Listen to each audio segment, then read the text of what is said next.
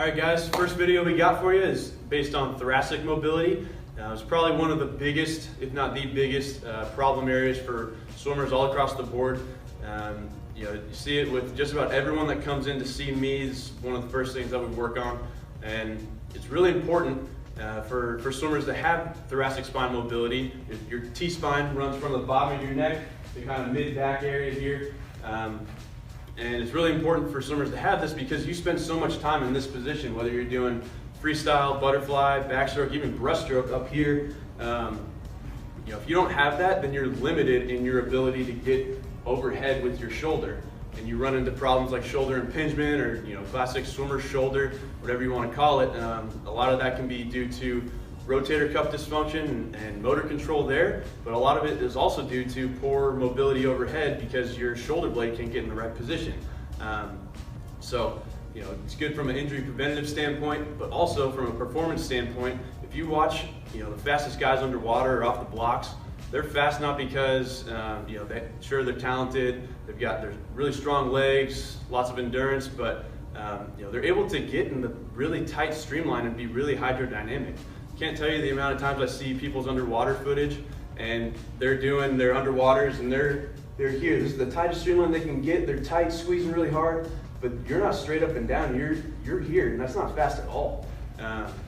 So from a performance standpoint, it's good to get you more hydrodynamic in the water, and also you're gonna be able to get a more efficient catch up top because you can reach up there now. So a couple of these things you've probably seen before. I'm sure all you guys have used foam rollers. We're just kind of going to go over the basics with that, and I'm going to throw a few new ones in there with you. A lot of the stuff they're not super, you have to do these ones or else it's not going to work.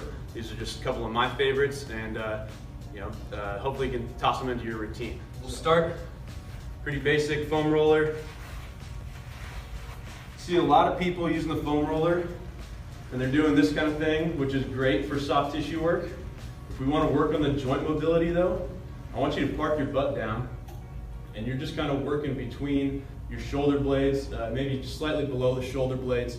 And I want you to park your butt down and you're bending over the foam roller, kind of mobilizing in and out of that position. You're really trying to get some shear forces on those vertebrae, trying to push into extension. And you'll notice that I'm not arching through my lumbar spine when I'm doing this. I'm trying to keep that locked. But I'm also not doing this with my cervical spine. I'm trying to keep my face pointed forward so it's really isolated in your thoracic spine. Up and down, you can go 20 times or so in one spot, kind of move up to a new spot. Same idea. This is really, really easy. I'm sure a lot of you guys have done this one before. We can kind of progress that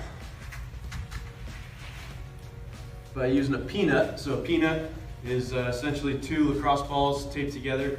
If lacrosse balls are feeling a little too aggressive for you, you can use tennis balls.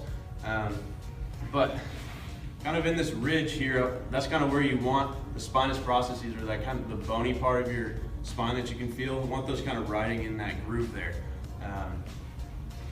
So same idea though, bending over. I'm not bending with my cervical spine or my lumbar spine. I'm kind of just pushing straight back.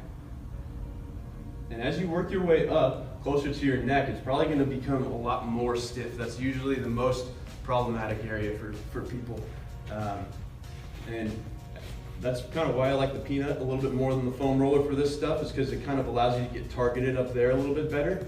And you can really get overhead and kind of mobilize in and out, not by moving your back or your head up and down, but by moving in and out of that functional streamline position. You can even bring both arms up, get a nice tight streamline. Stuff might be popping and cracking. I'm okay with that. Kind of come in and out of that position. Really, really great mobility for that thoracic spine. Another important element of your thoracic spine mobility is not only extension but rotation, which is super important in swimming. So a good way to do this, at a swim meet, you can grab the pole of the flags or whatever at home. Everyone's got access to a door jam, hopefully. I want you to kind of assume this kind of squatted position, and the reason we're squatted is because it locks up your hips and your lumbar spine, so it really isolates your thoracic spine. And we're just going to kind of come back here, in and out, mobilize in and out of that position. And you'll notice that my thumb is back. It's not like a backstroke stroke where you're here.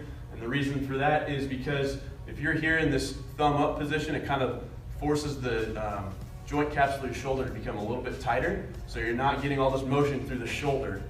Again, we're really trying to isolate that thoracic spine.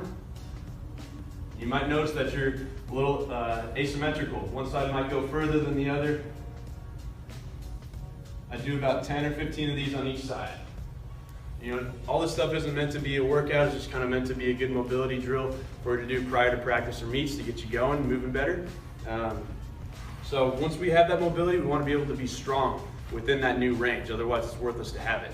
So this one, something new that I've been working with. One of my coworkers showed it to me and I think it's really applicable for swimming. Kind of took it the next step to go into a streamline position with it. I'm using an AirX pad on the pool deck. You can use like your pull buoy or anything to kind of cushion your head here. And the reason isn't because I think you guys are wimps, but to kind of keep your cervical spine in this neutral position. So I want you coming back behind you here, all the way up into streamline. And it should be all very controlled. Nothing about this should be fast. And you'll notice in this position of internal rotation behind my back, I'm not resting my hands here. It's all up above the ground, nice and controlled. And I'd challenge you guys to do that for like 10 times and see if that's, I bet it's pretty difficult. If that is too difficult or it hurts, we can kind of regress that a little bit. So something to go back from that would be simply here. Not going all the way into streamline, but you're still strengthening in that position. Again, if that is too hard for you to do,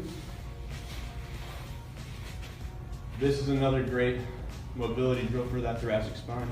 I want you to keep your back flat, elbows and the back of your hands touching the ground at all times, up, all the way up into that streamline position, and back down. This is probably a really good starting spot for a lot of you, and you can progress to the other two from here. But again, if we don't have strength within those new ranges, you're not going to keep that range. So working the muscles within the new mobility ranges is good for kind of seeing that permanent change.